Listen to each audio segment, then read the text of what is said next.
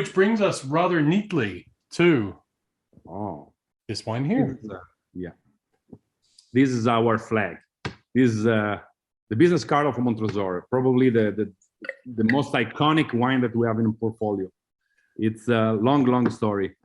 Why do you think Amarone took off in the way that it did and became such a success, particularly in North America? Yeah, I think that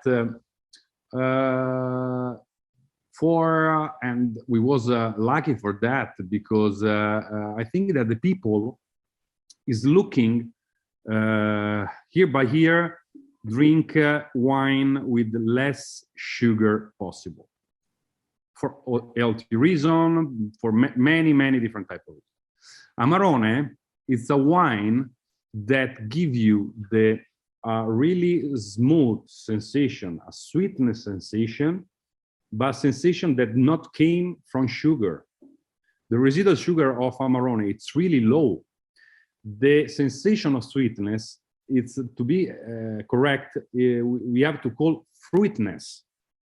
And this sensation came from this system of dry grapes that it's something that really I can explain, because one of the best moments to visit Valpolicella winery is in November, December, when you are in the middle of the drying time, and you go in a granary. It's like put the head in a cask of marmalade. The aromas is incredible. Oh, yes, yes. The same aromas that at the end you discover when you open a bottle of Amarone. So I think that the success is because it's a smooth wine with a really huge range of aromas, because what one of the particularity of Amarone that Amarone is like a lady, in the sense that you have to wait. You have to be careful what you're saying here. I know. Okay. Sorry for the ladies, but it's a compliment. The man has to be a charming lady. And it's the same thing for Amarone, because when you open Amarone and minutes by minutes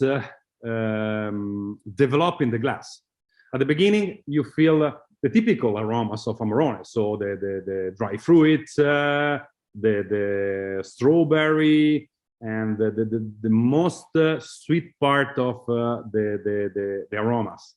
Then after 15, 20 minutes that you have in the glass, you start feel new sensation, a little bit dry, like leather, cacao, coffee. And the crazy thing of Amarone that it's layer on layer. The first sensation not disappear, but is like a fusion with the new aroma. So at the end, after builds and evolves, yes, yep. Yeah, it's like a big explosion. And the Satinato has a nice particularity, and probably this is the big success of our product, is an Amarone that. Oh my God! If I tell that, probably my grandfather turned in the tomb. But easy drinking. What I wanna explain with easy drinking, that in Amarone frosted you have the typical sensation of Amarone, but you open and in 5-10 minutes is ready. So sometime in the market, you said before that sometime in the market there are many ripasso, really full body. The same thing for Amarone. In the last 20 years, many producers go in the direction of the full maximum hyper concentration. The Satinato still the tradition, so it has to be an Amarone that you can drink with the food. So I can see that. I mean, there are many Amarone styles that I'm not very fond of. Simple, and because I come from a restaurant background, I haven't worked in one for about 12 years, but I was always looking at wine as being an accompaniment for food. And my problem with Amarone, when I was asked to get Amarone on the list, was what was I going to pair that with? Because many of the Amarone we had in North America were the ones that were kind of sculpted for that North American palate, with that huge concentration, some residual sugar sometimes, and high alcohol. Now, this comes in at 15% alcohol, but it does have a wonderful balance to it. It's definitely more an Amarone that I see oriented towards food. what kind of food would you have with this traditionally? And then in your ambassadorial experience, what are the most interesting pairings that you've seen work with this? There is many type of food. What I love, I can tell you personally, because the typical food that we pair with Amarone here in Verona area is the boiled meat. Yeah. Or the meat of horses. That I know that in Canada is like talking about. No, I'm good. I'm good with that. I'm good. Okay, because it's always for history reason, because we had a battle in the south of Garda Lake with. But I will tell you another thing. So another time, if not, it will be too long. Okay. But what I love with Amarone, it's with the risotto. Risotto for easy to make at home. Risotto made with pumpkins, because the sweetness of the pumpkins sometimes is a little bit boring in the palate. And but if you pair with Amarone, that as it's like in online with the same sensation of sweetness, but maintain an acidity that clean them out, will be a perfect pair.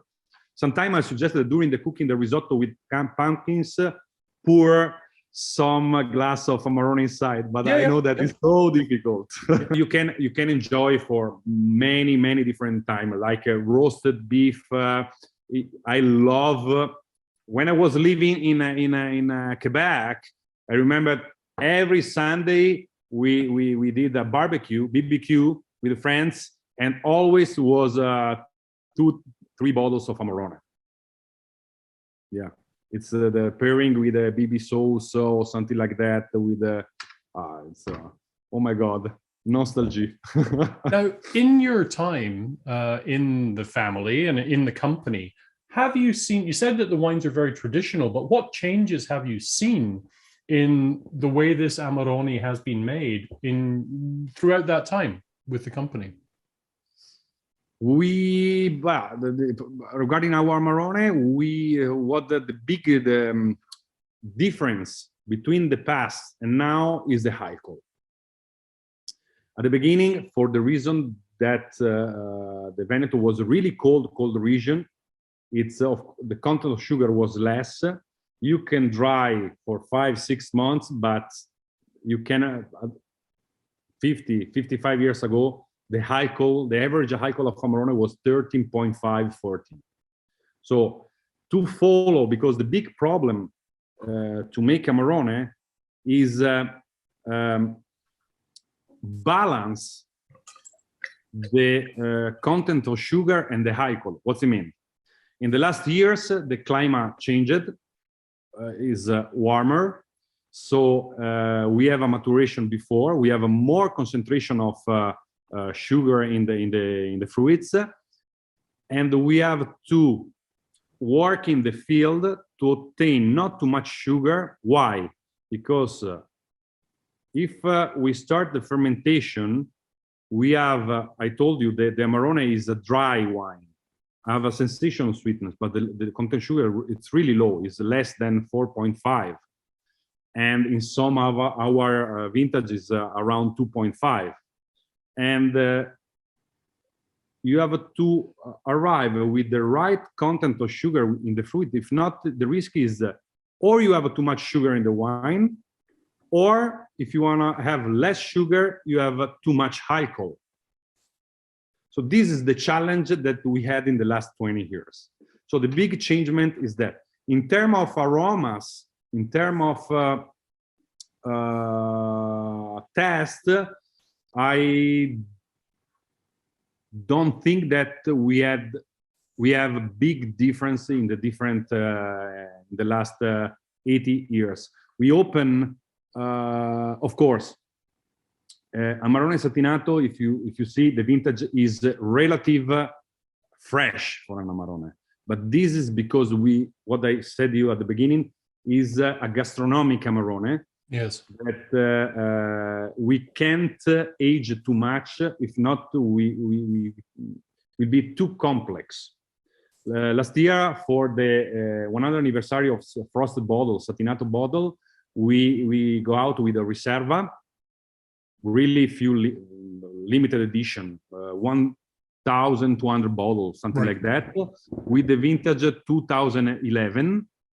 The difference of the regular was only the aging in the bottle. And if you tested, the wine was like 2,000 times more complex. 2 years ago, for Christmas, we was here in this location where we have the testing room with some of our staff. We opened a bottle that I stole from the private cellar of my father. So I hope that he didn't know this video. Vintage 62. To be honest, the first bottle was done. The cork was destroyed. Yeah. The second was unbelievable. Unbelievable. And of course, totally different, a little bit oxidated in the color. Yes, the polyphenol is the first thing that you lose, but the aromas was amazing. You lost a little bit the fruity aromas like a strawberry or cherry, but the dry aroma, cacao, leather was unbelievable. And a really pointy note of coffee, unbelievable. Really.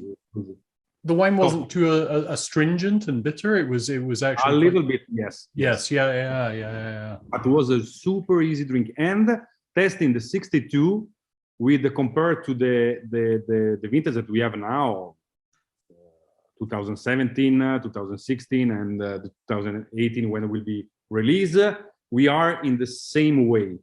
The recipe is always the same. We're still following what the Giacomo Montresor tell us. To do the best Amarone, you have to pick up 20% of the grapes from the vineyard number 1, 5 from the vineyard number 2. So we're still following the same recipe. So big changement, no. Well, Edoardo, thank you very much for taking us through all of your wines today. Edoardo, thank you very much for joining us at Good Food. Thank you, Jamie, for your time. It was a really pleasure, and bye to all.